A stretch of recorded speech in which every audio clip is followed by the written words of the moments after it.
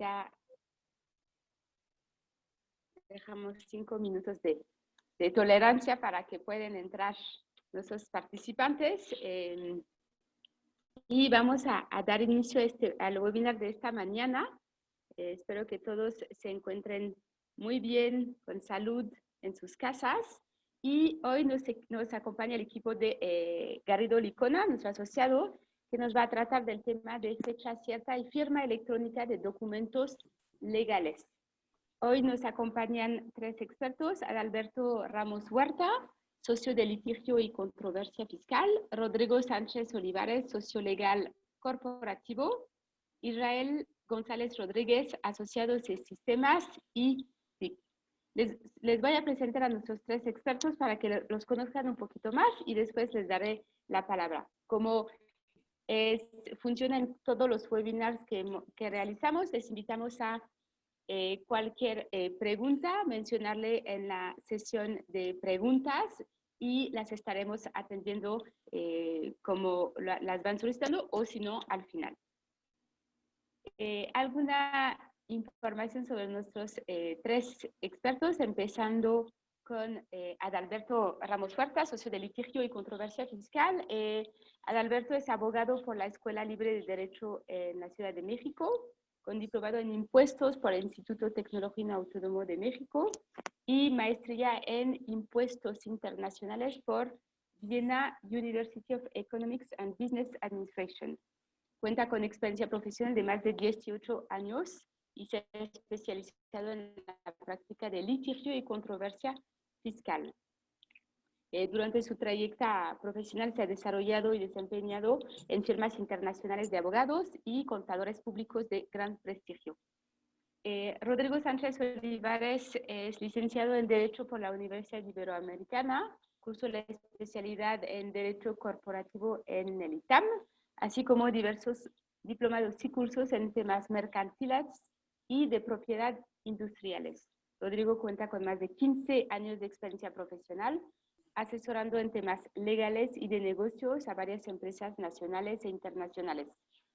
Es asesor en el diagnóstico, implementación y cumplimiento de protección de datos personales, y su experiencia se ha enfocado en diversas industrias, tales como productos de consumo, construcción, farmacéuticas, automotriz, entretenimiento, tiendas departamental y productos industriales, entre otros. Y Israel González Rodríguez, asociado en sistemas TIC, cuenta con más de 30 años de experiencia profesional. Se ha especializado en la asesoría de los sistemas tecnológicos de negocios, tanto para empresas nacionales como internacionales, en proyectos que incluyen gestión de TIC, perfeccionamiento de control y seguimiento de desempeño. Es ingeniero en redes y sistemas computacionales. Cuenta con diversas certificaciones y diplomados en administración de proyectos en tecnología de información, y ahora Adalberto va a iniciar. Sí, muchas gracias. Muy buenos días y gracias por acompañarnos en este webinar. En esta ocasión, el tema que nos ocupa es fecha cierta y firma electrónica de documentos legales. Este es un tema bastante importante en la actualidad, en el contexto de la fiscalización que están llevando a cabo las autoridades fiscales a las empresas, incluyendo multinacionales. Este concepto de fecha cierta, como tal, está relacionado con la materialidad de las operaciones, ¿sí? Y hoy en día lo hemos vivido todos los contribuyentes cuando se trata de actos de fiscalización, pues lo que ahorita vemos es de que el fisco está cuestionando mucho la materialidad de las operaciones que celebramos con proveedores. Nos está exigiendo pues información detallada, desde contratos, facturas, registros contables, pero también información de materialidad, es decir, entregables de los servicios, si son compra de bienes, fotografías, si es proveeduría, servicios de personal, pues listas de asistencia, un sinnúmero de información para que podamos acreditar la materialidad de las operaciones con proveedores. Y en específico, cuando se trata de contratos, lo que vemos es de que el fisco nos requiere un requisito de fecha cierta en los contratos. Eso es lo que está pidiendo la autoridad fiscal. Y la fecha cierta para la autoridad fiscal se la da la protocolización o notarización de los contratos, ¿sí? Entonces, de tal forma que si hay contratos que no están notarizados o presentados ante notario, no les está dando validez dentro del curso de una auditoría, ¿sí? Entonces, pues la verdad, eso es bastante cuestionable porque pues en la legislación fiscal como tal no está ese requisito, ¿verdad? De que deban estar notarizados para que un contrato pueda tener validez en el curso de una auditoría, ¿sí? Entonces, de ahí que, pues la fecha cierta como tal, ¿verdad? Vamos a empezar por lo básico. La fecha cierta es un concepto que no es sino establecer con exactitud y con certidumbre el día y hora en el que se celebró una operación, ¿sí? Eso es la fecha cierta. Y pues como lo mencionaba, pues para las autoridades esa fecha cierta la cumplen cuando el documento se presenta ante un notario público, porque una vez protocolizado ese contrato, pues bueno, el notario pues lo va a sentar en su protocolo, etcétera, y ya no se puede manipular la fecha del documento, ¿sí? Por eso el fisco está pidiendo que los contratos estén notarizados, ¿sí? Ahora, me voy a regresar un poco en cuanto a los fundamentos. La legislación civil establece por ahí una disposición en materia de cesión de créditos que efectivamente nos dice que para que una cesión de créditos sea oponible frente a un tercero, ¿verdad? Sí se necesita que tenga el requisito de fecha cierta, y el requisito de fecha cierta se lo da cuando precisamente se presenta ante un notario o se presenta ante un registro público de comercio o con la muerte del mismo autor. En esos momentos, ¿verdad? Es cuando se le puede dar fecha cierta a una cesión de créditos.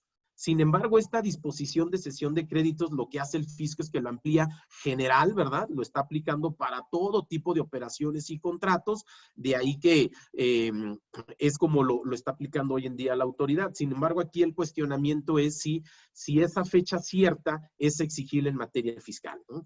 Entonces, nosotros lo vemos bastante cuestionable, pero lo preocupante es de que ya hubo una jurisprudencia de la Suprema Corte en diciembre del año pasado, donde en cierta forma sí validó la postura de la autoridad fiscal, y la Suprema Corte estableció que en una auditoría, si se van a presentar documentos privados como contratos, sí deben de reunir ese requisito de fecha cierta, es decir, que se presenten ante notario público. Entonces, pues eso es lo que es bastante preocupante, ¿verdad? Que por una parte está la postura de la autoridad fiscal en las auditorías, pero esta ya fue validada mediante jurisprudencia por la Suprema Corte. Entonces, ahí sí hay que evaluar, ¿verdad? Todos los documentos que tenemos para, pues, contratos con nuestros proveedores, etcétera, y pues sí considerar, ¿no? El que deban de reunir este requisito de fecha cierta, ¿sí? ¿Me ayudas por ahí, por favor, con la siguiente lámina? ¿Verdad? Entonces, aquí la gran pregunta es si esta jurisprudencia las autoridades fiscales la pueden aplicar de forma retroactiva o no. Es decir, la jurisprudencia, como decía, es de diciembre del 2019. La pregunta es si nos pueden aplicar ese criterio a operaciones celebradas con anterioridad, es decir, 2018, 2017, 2015, etcétera. Porque eso sí sería preocupante, porque en la práctica lo que vemos hoy en día es de que pues, los contratos por regla general no se notarizan, salvo ciertas excepciones que por ley se tiene que cumplir esa formalidad, ¿no? Entonces, desde nuestra perspectiva, legalmente no pueden hacerlo, no pueden aplicar ese criterio de forma retroactiva. Si lo hace la autoridad, pues obviamente habrá que plantear algún argumento de defensa, ¿verdad? Pero sí hay que estar atentos de esa situación porque, pues además hoy en día vemos que la autoridad en auditorías sí está aplicando ese criterio de forma retroactiva, ¿no? Entonces, ante esa situación, ¿qué es lo que tenemos que hacer? Sabemos que contratos deben de reunir ese requisito de fecha cierta. Sabemos que ir ante notario, protocolizarlos, pues muchas veces no es práctico en tema de costos. Como sabemos, pues protocolizar un contrato, pues los costos pueden ser de 10,000, 12,000, 15,000 pesos, etcétera. Y cuando pues empresas multinacionales, etcétera, manejan un volumen de operaciones, pues obviamente los costos, si los llevamos ante notario, los costos se incrementan de forma importante, ¿no? De ahí que nosotros, y bueno, y hay que evaluar alternativas, ¿no? alternativas y nosotros vemos que en la firma electrónica avanzada de documentos privados, contratos, etcétera, pues por ahí puede colmarse y puede cumplirse con ese requisito de fecha cierta, ¿sí? Entonces lo vemos como una alternativa y para eso, pues bueno, Rodrigo Sánchez nos va a platicar de esa alternativa que está disponible y que tenemos que evaluar, ¿no? Exactamente. Buenos días a todos, muchas gracias por la invitación.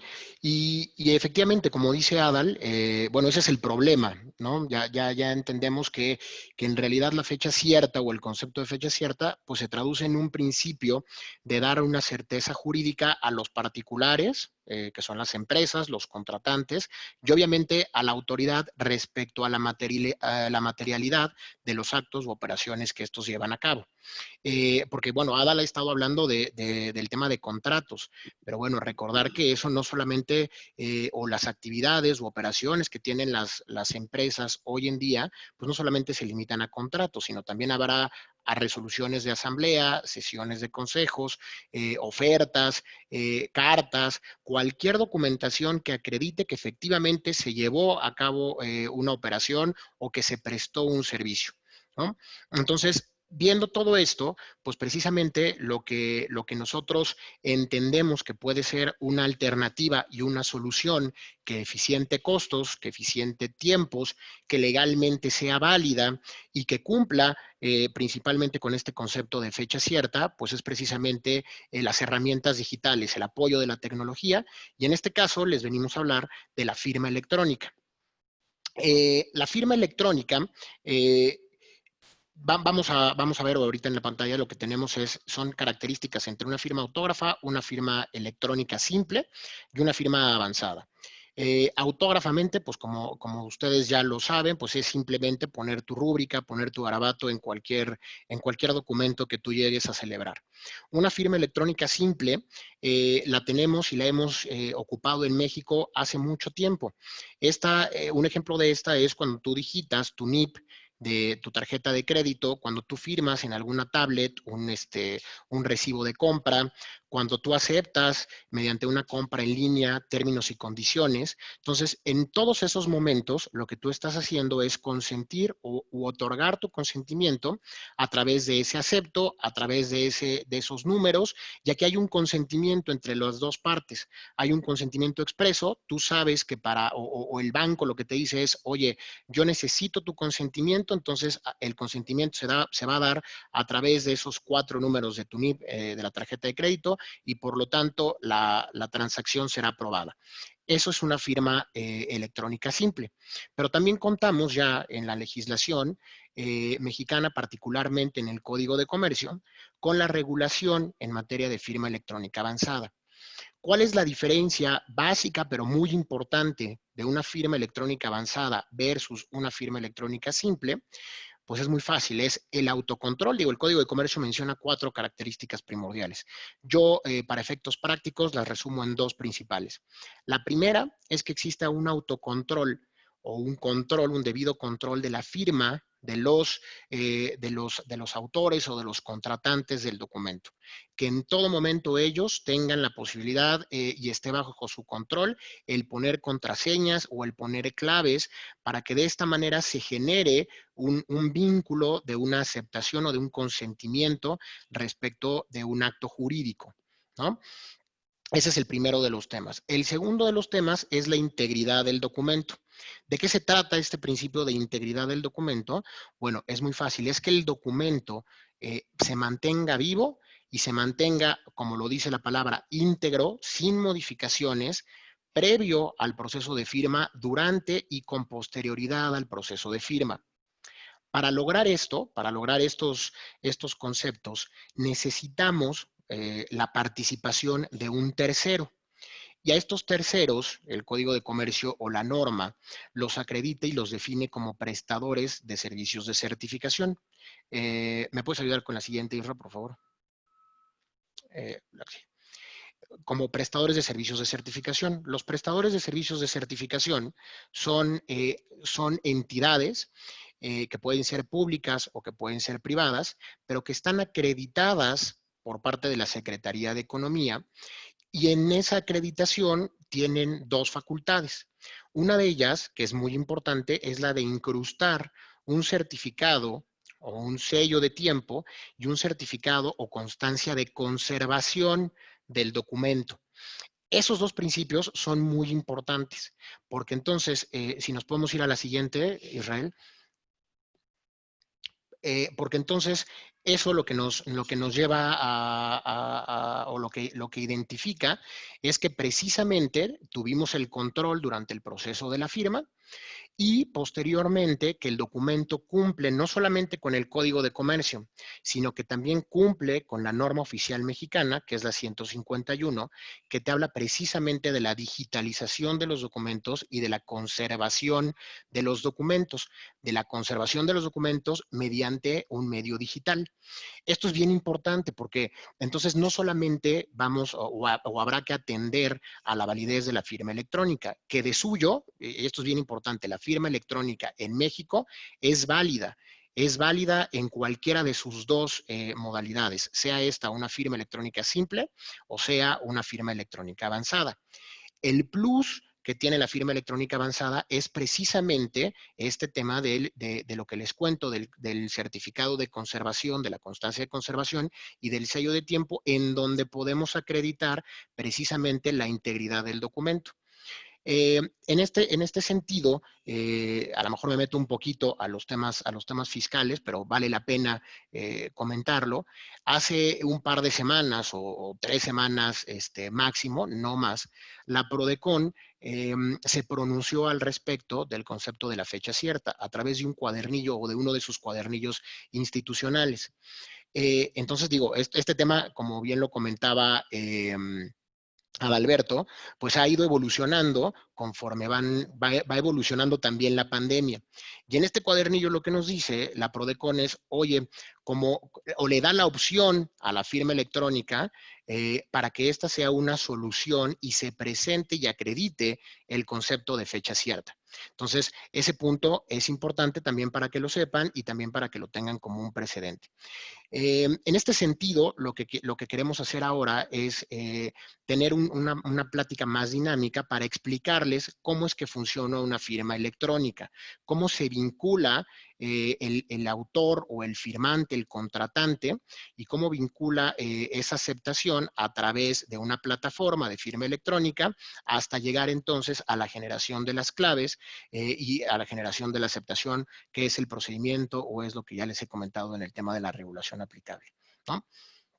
En ese sentido, lo que nos está presentando ahorita Israel en pantalla es los tipos de vinculación que existen para firmas. Hay muchos tipos de vincular el consentimiento y el expresar o manifestar la voluntad de los contratantes.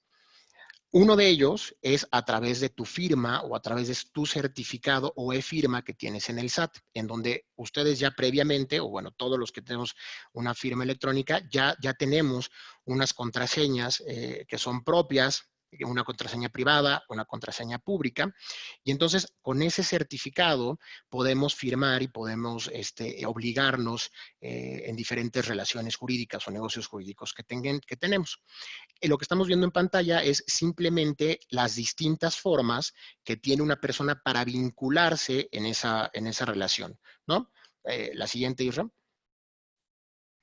Entonces, en una plataforma que nosotros tenemos dentro del grupo Garrido Licona, bueno, pues nos permite bien vincularnos a través de la firma del SAT o bien a través de cualquier otra firma, y a través de la firma del SAT se va a hacer con el RFC de la persona.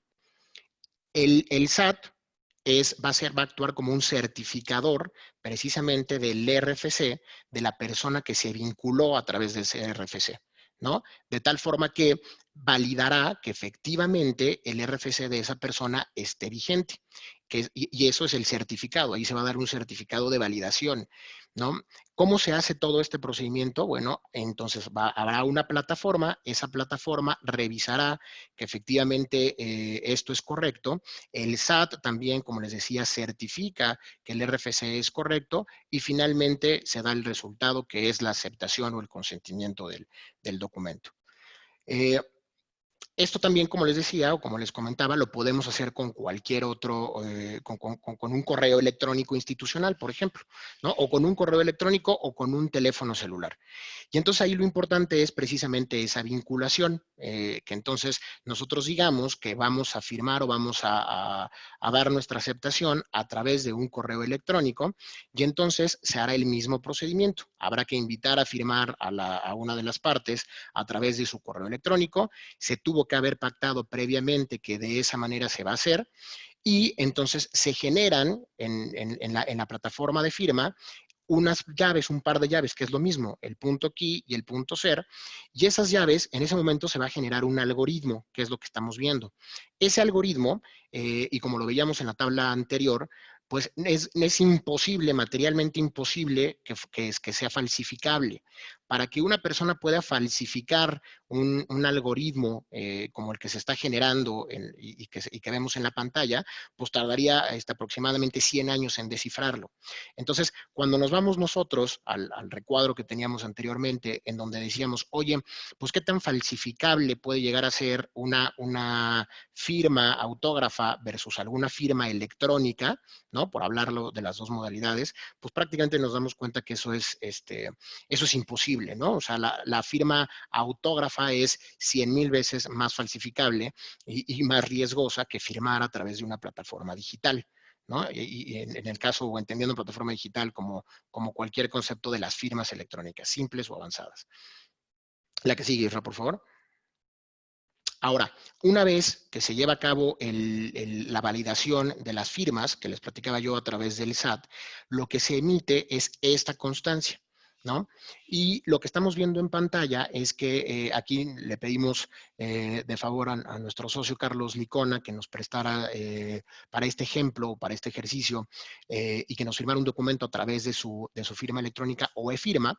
Y entonces lo que estamos diciendo es que hubo una autoridad certificadora, que es el SAT, que validó que el RFC de Carlos Licona es correcto, está vigente, y entonces de esa manera lo que genera es un certificado de firma digital, ¿no? Que es precisamente el que tenemos en pantalla, en donde nos muestra también un concepto de fecha cierta, que es el que vemos en pantalla. Este documento, por ejemplo, fue firmado el día de ayer, en septiembre 23 del 2020 a las 6:49 de la tarde, ¿no? Este es el concepto que nos ayuda a identificar la fecha cierta.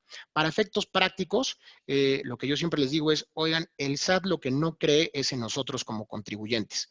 Entonces, como no cree en nosotros contribuyentes porque sabe que existen unas malas prácticas que desafortunadamente se han dado en nuestro país, como es prefechar los documentos, bueno, pues entonces necesita y pide que se involucre un tercero, y ese tercero que acredite que efectivamente el documento ha sido firmado en la fecha en la que los contratantes dicen que fue firmado el documento. Entonces, si nosotros nos movemos al concepto de firma electrónica, una vez que tenemos este certificado dentro del documento que nosotros estamos firmando, ese documento no puede ser vulnerado, no se puede modificar. En caso de que se modifique, entonces habrá una leyenda, habrá un aviso de que ese documento fue modificado y por lo tanto perderá la validez jurídica y obviamente en el tema de la fecha cierta. De tal forma que en seguimiento al tema de prevención y en seguimiento al tema de cumplimiento de tus obligaciones legales en general, es muy importante identificar que este concepto de firma electrónica o esta solución de firma electrónica será utilizado y es conveniente para las operaciones que se lleven de hoy en adelante. No habrá manera de acreditar operaciones al pasado o hacia atrás firmando a través de una plataforma de firma electrónica. ¿Ok? La que sigue, Israel, no sé si en este caso, Israel, me ayudas para explicarles los tipos de trazos o las modalidades de firma electrónica que se pueden hacer en la plataforma. Sí, con todo gusto. Buenos días a todos y muchas gracias por la invitación. Bueno, aquí en la pantalla estamos viendo vinculación para firma de libre elección. ¿Esto qué quiere decir? Que una vez iniciado el flujo de firmas que describe Rodrigo puntualmente, podemos dejar encauzado a que salga una metodología o pueda ser alguna de estas maneras en las que puede uno firmar. En la descriptiva, finalmente nada más aparecería el correo al que fue vinculado. En el tipo dibujo podemos incrustar nuestro garabato clásico con el que nosotros firmamos, previamente escaneado en un cierto formato, con una cierta medida, para que no pierda la definición. Y en el nombre, pues aparecerá nuestro nombre en cursiva, digámoslo así, donde aparecerá justamente cómo fue vinculado esa cuenta. Y la última parte, que es la del hash. El hash, no sé si recuerdan, en la versión de facturación 2.0, nos aparecía en la parte final una serie de números y letras. Justamente ese es el hash. Digamos que es un momento descriptivo en el que suceden estos eventos. Y bueno, es lo que podemos ver en la pantalla, en la parte inferior, donde yo estoy firmando con mi correo electrónico, pero se está promoviendo un hash en ese momento. Aquí, perdón que te interrumpa, Isra, aquí vale la pena, para efectos legales, todo esto es una modalidad del consentimiento, de la manera de expresar esa voluntad o el firmado. Pero esto no implica que si tú firmas a través de un dibujo, ¿no? Que si tú firmas y haces una rúbrica y la rúbrica te queda mal porque no es la misma, o bueno, cuando digo rúbrica me refiero al grafo, al trazo que tú haces para tu firma. Si esa firma digital que tú hiciste en una tableta no te queda igual que la que tú tienes de manera autógrafa, eso no quiere decir que invalide tu firma. Aquí lo importante es que el tema o la tecnología que valida la firma es precisamente el algoritmo que se genera atrás, ¿no? Entonces, aquí es importante verlo en dos momentos. Uno, ¿cómo me voy a vincular yo como contratante respecto del documento? Entonces, esa vinculación se va a generar, puede haber dos diferentes. Uno, me puedo vincular a través de mi certificado del SAT, esa es una, y habrá muchas empresas que me digan, esa es la mejor. Habrá muchos abogados que digan, esa es la mejor y de ahí no nos movemos, ¿no? Porque esa es la que nos va a dar el 100% de garantía. Ok, está bien y compartimos esa opinión, pero también tenemos muchas empresas o habrá muchos interesados que nos puedan comentar que no tienen una firma del SAT, una fiel, ¿no? Puede ser porque sean mexicanos y simplemente no la hayan sacado o no esté vigente o la hayan perdido. O puede ser porque sean extranjeros y no tengan esa firma del SAT. Por lo tanto, la manera en la que se van a vincular es a través, en este caso, en el ejemplo que nosotros decíamos, es a través de un correo electrónico. Y a través de ese correo electrónico, lo que va a suceder es exactamente lo mismo. Yo acuerdo vincularme a través del correo electrónico, acepto que esa es la manera en la que me voy a vincular, ese es mi consentimiento expreso en términos del Código Civil, y luego lo que va a suceder es el tema del procesar los algoritmos que vimos ahorita, la generación de las llaves, que eso es lo que va a validar entonces las claves y las contraseñas necesarias para acreditar el consentimiento del firmante. ¿Ok? Adelante, Irra. Sí, y de acuerdo a lo que acaba de comentar Rodrigo, cualquiera de estas metodologías, tanto de la e-firma como de cualquiera de libre elección, como lo hemos denominado ahorita, porque son diferentes a la e-firma, de cualquier manera va a suceder lo que les comentaba Rodrigo. Se generan unas llaves tanto públicas como privadas, asimilando a la e-firma tradicional, que cumple con 3 elementos. Uno es el .ser, .key y la contraseña, que solamente ustedes lo saben. Entonces, en este momento, como ven en la pantalla, también en esa metodología se generan las llaves y se hace el hash de ese momento, ¿ok? Y bueno, también asimismo como la firma del SAT, también esta firma se puede verificar y cumple también con todos los elementos necesarios para poder validar que justamente esa firma es válida, ¿no? Y tiene todos los elementos necesarios para validarse. Aquí, Ram, te interrumpo, nada más si me ayudas dejando esa presentación. En este caso, les voy a explicar o desglosar qué es lo que estamos viendo en pantalla. Aquí hubo un consentimiento o una vinculación a través de un correo electrónico. Eso es lo que está saliendo en la parte de arriba de la pantalla, en donde dice migonzalez@garridolicona. Ese es el correo de Israel. Entonces, Israel, lo que quiere decir aquí es que Israel se vinculó a través de esa cuenta de correo electrónico. Luego tuvo que haber una certificación de esa liga que se envió para que Israel firmara. Esa certificación, en este caso, fue acreditada por una entidad, por una persona moral, que se denomina Firmamex. Después de esto, lo que sucedió es, te van a poner la fecha, bueno, nos vamos a la fecha de firma. La fecha de firma fue precisamente el miércoles, septiembre 23 del 2020, a las 7:04 de la tarde. Ese es el sello de tiempo, esa es la certificación que nos acredita que efectivamente Israel se vinculó el día de ayer, que se vinculó a través de su correo electrónico y finalmente el sello de tiempo es lo que estamos viendo en la pantalla, ¿no? Adelante, Israel. Ahora, este es el sello de conservación. El sello de conservación, como les platicaba al inicio de la charla, solamente puede ser expedido o emitido por un prestador de servicios de certificación, reconocido así por la Secretaría de Economía. ¿Ok? Este prestador de servicios de certificación debe de estar en cumplimiento, obviamente, con el Código de Comercio, pero también con la norma oficial mexicana número 151. Les repito nada más, la norma 151 te habla de la digitalización de los documentos y de la conservación de los documentos.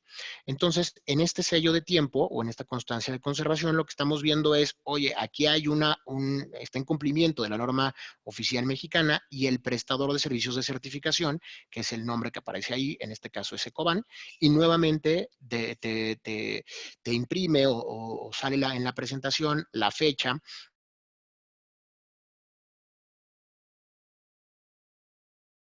en la que fue firmado este documento. Tengan este tema o cumplan a través de su prestador de servicios de certificación con la constancia de conservación y que cumplan con la NOM 151, va a ser fundamental para efectos mercantiles. No solamente para los efectos fiscales, sino también para los efectos mercantiles. Lo que te dice el Código de Comercio es que tú tienes una obligación de llevar a cabo o de llevar y de mantener tu contabilidad. Los libros corporativos de las sociedades forman parte de la contabilidad de las empresas. Es por eso que para efectos fiscales es muy importante tenerlos siempre actualizados. Muchas veces, y esto es una constante y por eso quiero comentarlo, muchas veces lo que nos dicen o las consultas son, oye, ¿puedo tener mis actas de asamblea en electrónico o es necesario que las tenga yo en físico en los libros que todos conocemos? La respuesta es, pueden estar de manera digital, las puedes tener de manera electrónica, pero siempre y cuando cumpla, o sea, es ese tema, esa manera en la que tú las almacenes digitalmente con la NOM 151. Entonces, en este caso, si firmamos a través de una plataforma que cumpla con los elementos que acabamos de comentar, entonces también vamos a tener una palomita en el tema mercantil societario, en el tema de cómo conservamos nuestras actas de asamblea de manera digital. Eso lo que nos implica directamente o lo que va a impactar de manera benéfica en nuestra organización, sobre todo en estos momentos de pandemia, pues es que los documentos ya no necesariamente van a tener que estar en físico, ni tampoco pasados a un libro, ¿no? Entonces, esto es importante. Me parece que hay alguna pregunta. Karina. ¿Qué tan válida es la firma electrónica avanzada para fines laborales? Ok, mira, Karina, para fines, bueno, te tengo que comentar aquí, la regulación, como sabes, pues hay una regulación para efectos laborales, hay una regulación que es un código de comercio que es federal, por lo tanto, y la NOM, que obviamente también es de aplicación en todo el país. Lo que te dice el Código de Comercio es que todo documento que en una legislación te pida que esté por escrito, se entenderá que cuenta con esa capacidad si lo lleves a cabo a través de una firma electrónica, en el sentido que te estamos explicando, lato sensu, a general. Entonces, eso es así. Pero en la práctica tenemos que ir con la gente, sobre todo las autoridades y los juzgadores en materia laboral. Y en materia laboral, lo que se acostumbra es que todo se haga al momento de contratar y al momento de despedir a alguna persona o al momento de que se firme la renuncia de alguna persona. Todavía los abogados te recomiendan que estos procesos, la contratación, la renuncia o el despido de una persona, lo hagas a través de una firma autógrafa. Y además de la firma autógrafa, pues como tú debes de conocer, todavía hay muchos que te piden la huella, ¿no? Para que no haya duda de que efectivamente Rodrigo Sánchez fue el que te firmó ese contrato. Mercantilmente no habría por qué darle una negativa al que Rodrigo Sánchez te firme una contratación a través de un medio electrónico, porque se tiene, como están viendo, todas las herramientas para validar que efectivamente Rodrigo Sánchez fue el que transmitió el consentimiento. Eso es así. El problema en el que se van a enfrentar más bien en tema ya de algún conflicto, pues, sobre todo laboral, estoy hablando del tema laboral, va a ser cuando se presenten todo esto ante la Junta, porque no hay más criterios que estos, ¿no? Para el tema mercantil, para todo el tema de, como les decía, societario, de actas de asamblea, de resoluciones del Consejo de Administración, cualquier oferta, cualquier carta y demás, es posible y no hay ningún problema en que tú firmes de manera electrónica. Eso es válido y no tendría la autoridad o el juzgador por qué negarte el documento que se reciba a través de un medio electrónico. ¿Cómo se tiene que presentar el documento? Pues obviamente para acreditarlo como prueba tendrás que presentar a través de un USB el proceso de firma para que efectivamente el juzgador pueda entender y acreditar que el proceso de firma se llevó de manera correcta y con los medios que te piden las disposiciones, ¿no? Sí, adelante, Isra. Ok. Aquí en la pantalla estamos viendo la parte final o la parte donde justamente se llevaron a cabo estos dos eventos, tanto el firmado de Carlos por medio de su e-firma y por medio de una asignación directa a mi correo, y yo firmé la metodología del hash, ¿ok? Y bueno, básicamente, digo, todo esto que les hemos estado platicando, pues la verdad es que es como difícil entender tecnológicamente, y para ello, nuestra plataforma, nosotros integramos de alguna manera este código QR en la parte superior izquierda de los documentos o del flow que se hizo, del workflow que se hizo en los documentos. Y bueno, no sé si tengan oportunidad de escanear este código QR con sus smartphones y los llevará justamente a visualizar el documento en el que se llevó a cabo el ejemplo, y ahí se podrán constatar en la parte inferior donde se llevaron a cabo estas firmas, tanto las firmas como el elemento de la NON 151 que aparece en el costado inferior derecho, perdón.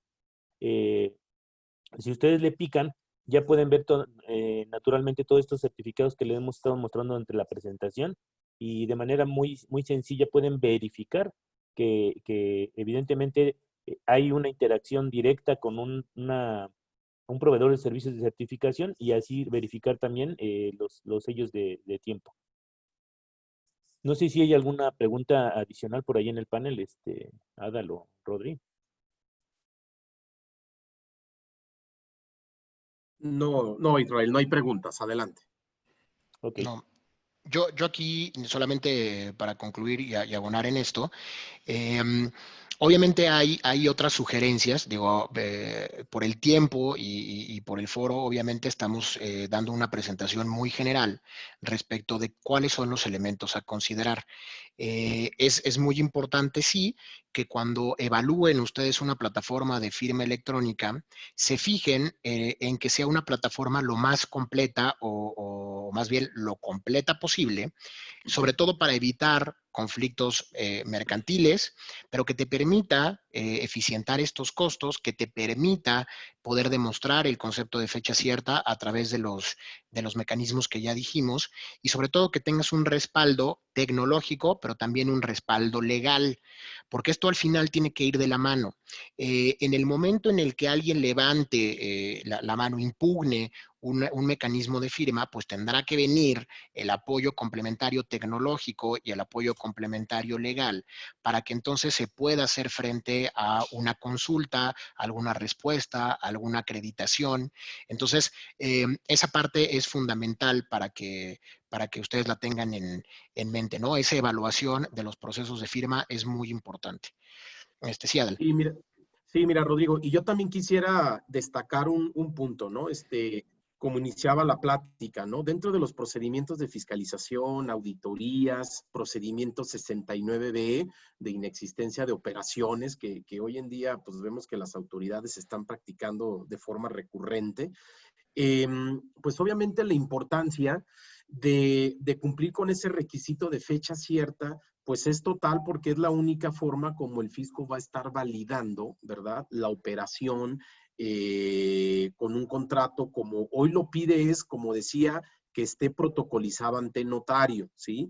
Pero bueno, en tema de costos, pues resulta muy alto. Entonces, por eso, una alternativa es esto, ¿no? De la firma electrónica avanzada, que nosotros consideramos, y además ya lo validó también PRODECON, la Procuraduría Federal de Protección al Contribuyente.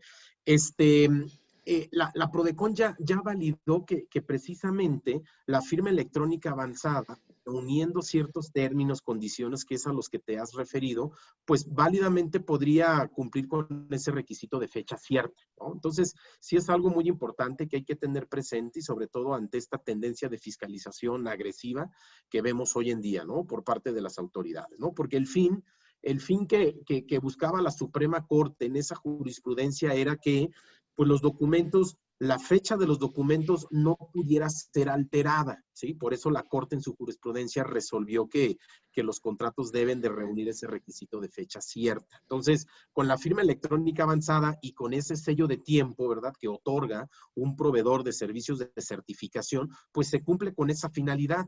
Con ese sello de tiempo ya no puede ser alterado el documento, ¿no? Entonces, de ahí que sí es una alternativa pues bastante importante, ¿no? En procedimientos de fiscalización. Aquí vale la pena, sobre todo porque todavía tenemos el tiempo, ir desmenuzando los elementos o las características de las firmas, ¿no?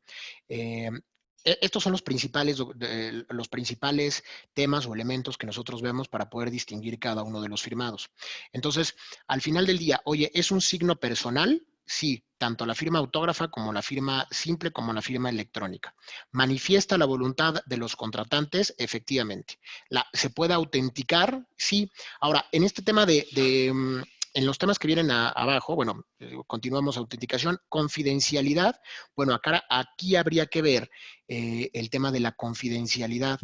Y aquí vamos a entrar en un tema también que tiene que ver con la responsabilidad, ¿no? Que es fundamental para este tipo de firmas.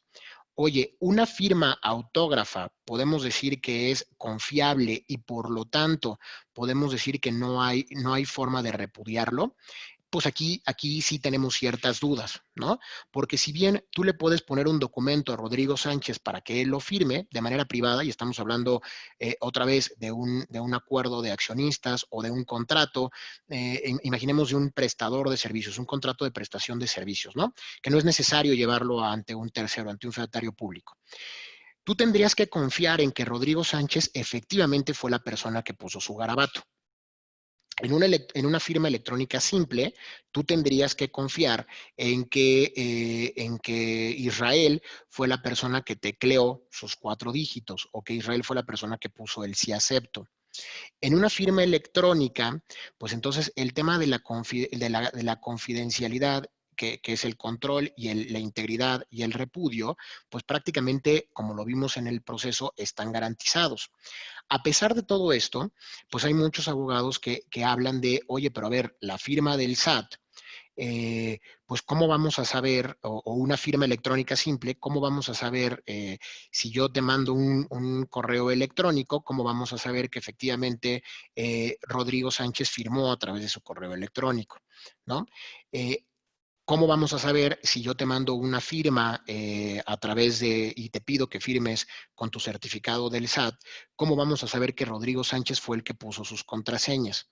¿No? Porque efectivamente esta firma del SAT, pues normalmente nosotros la compartimos con terceros, la compartimos con nuestros contadores, las compartimos con nuestros asistentes, pues desde que nos puedan ayudar a hacer declaraciones hasta porque así la tenemos, porque quizá somos un tanto confiados, pero también pues estamos siendo irresponsables al entregar esto, ¿no? a un tercero. Entonces, aquí el tema se vuelve muy importante, el concepto de responsabilidad. Yo, Rodrigo Sánchez, soy responsable del uso y del manejo que le pueda llegar a dar yo a mi firma electrónica del SAT. Yo, Rodrigo Sánchez, también soy responsable del manejo que le dé a mi correo electrónico, ¿no? Y para eso, de manera institucional, las empresas deben de tener ya políticas del uso de herramientas tecnológicas. También deben de tener políticas, ahora que está el home office, pues precisamente políticas de home office, para ver cuál es la responsabilidad de mis empleados y cómo deben de llevar a cabo y cómo deben de utilizar, obviamente, esas herramientas tecnológicas.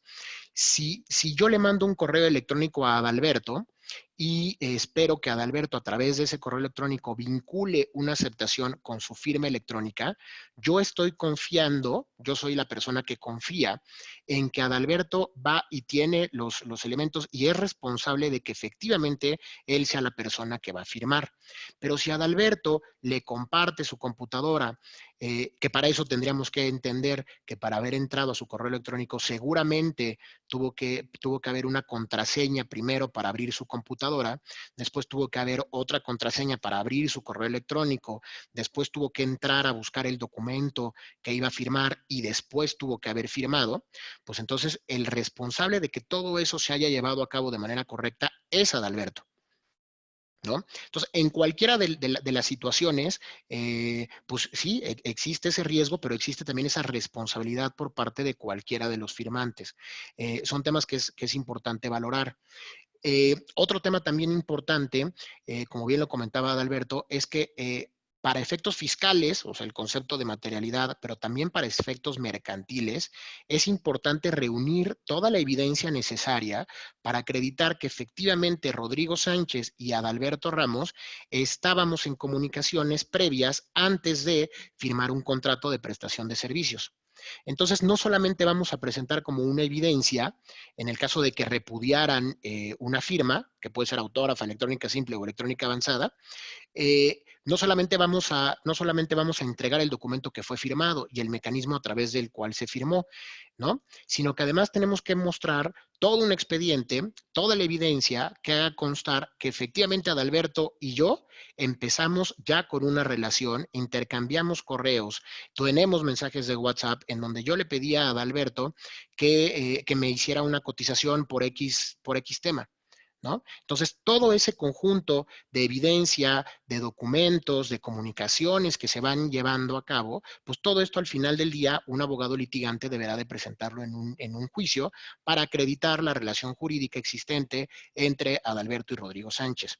Entonces, vaya, como les comentaba al principio, esto es una parte, esto es una solución tecnológica, pero evidentemente hay muchos temas legales y tecnológicos atrás que es importante valorar antes de tomar la decisión de con qué proveedor contratar una firma electrónica, ¿no? También Karina, haciendo ahí una pregunta, pues mira, Karina, no nos gusta hablar así tan abiertamente de los proveedores. Sí les decimos que hay muchos proveedores, los que tú comentas son proveedores de firma electrónica. Habría que atender entonces a cada uno y habría que hacer un análisis específico de las consideraciones que acabamos de plantearte, ¿no? Para que entonces tú puedas llegar a tomar la mejor decisión y obviamente hacer las preguntas correspondientes para que tengas toda esa evidencia y reúnas toda esa información para tomar una buena decisión, ¿no? No sé ahí, Isra o Adalberto, si me pueden ayudar a complementar la pregunta de Karina. Sí, mira, por supuesto nosotros a tus órdenes, Karina, por supuesto, si requieres una asesoría con mayor detalle, ¿no? Del tema del firmado electrónico, nosotros también te podemos apoyar con esa herramienta tecnológica. De hecho, nosotros como Garrido Licona ya hemos implementado el firmado electrónico de nuestros documentos, de nuestros contratos, propuestas de servicios, etcétera, ¿no? Entonces, nosotros ya lo tenemos implementado y con gusto te podemos apoyar. Ahí están nuestros datos, ¿verdad? Por si quieres consultarnos, pues encantados nosotros de poderte apoyar. Y bueno, creo que pues básicamente, ¿no? Son los temas que queríamos compartirles, ¿verdad? Esta alternativa, sin duda es algo nuevo de lo que pues este tema da mucho de qué hablar porque pues pues a partir de esta jurisprudencia de la Corte, el tema de fecha cierta va a seguir cobrando mucha relevancia y pues bueno, los contribuyentes tienen que evaluar alternativas para cumplir con ese requisito y no tener complicaciones a la hora de tener que demostrar la materialidad de sus operaciones ante la autoridad fiscal, ¿no? Entonces, pensamos que es un tema que va a dar mucho de qué hablar en el futuro y pues bueno, si no hay más preguntas, o si las hay, pues aquí estamos a la orden para poderlas contestar. A mí nada más me gustaría agregar, yo creo que lo más fácil y lo que hemos venido viendo durante estos meses de pandemia, pues lo más fácil es ser renuente, ¿no? Al tema de la tecnología, o lo más fácil es quejarse de la situación que estamos viviendo.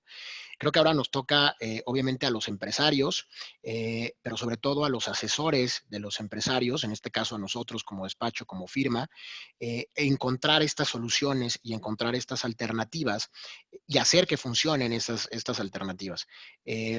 Sí podemos decir que durante estos meses de pandemia, en particular, Garrido y Licona hemos estado muy en contacto con distintos proveedores de tecnología, hemos estado en contacto con el Colegio de Notarios para ver y platicar estos temas. Bueno, vino justamente el tema del cuadernillo de Prodecon y eso tiene mucho que ver con la dinámica que estamos llevando respecto de este tema. Y lo importante, pues, es que se mueva, ¿no? Lo importante es que tengamos esas soluciones, que conozcamos las soluciones y que nos sirva la tecnología y los elementos que ya tenemos de la tecnología. Simplemente habrá que encuadrarlo en el tema de validez y de legalidad.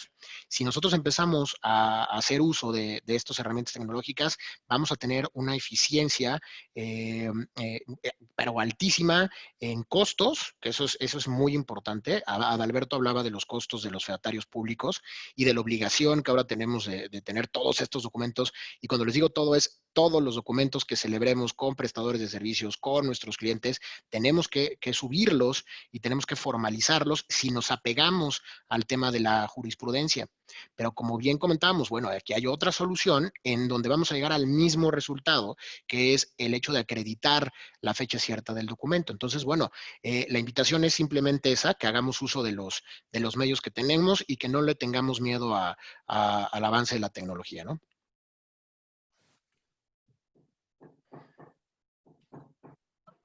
Pues listo, sería todo por nosotros. Muchísimas gracias, Carlos. Muchas gracias a Adalberto, Rodrigo, Israel por esta presentación. No sé si hay otros comentarios o preguntas. Creo que las que se mencionaron ya fueron atendidas. Entonces, si no hay más preguntas o respuestas, pues vamos a dar por terminar esta sesión. Obviamente, como lo han comentado, es algo nuevo y seguramente tendremos otras oportunidades, ocasiones para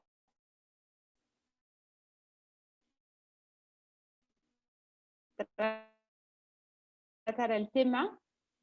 La grabación de la sesión estará disponible en nuestra página web, ya con toda la información de la presentación y los contactos del equipo de Garrido Licona que hoy nos apoyaron. Muchísimas gracias a todos por participar. Gracias a los tres por toda su aportación muy valiosa y pues seguimos en contacto. Muchas gracias. Muchas gracias a ustedes. A todos. Hasta luego. Muchas Buen gracias. día. Muchas gracias, encantados. Hasta luego. Hasta luego. Gracias.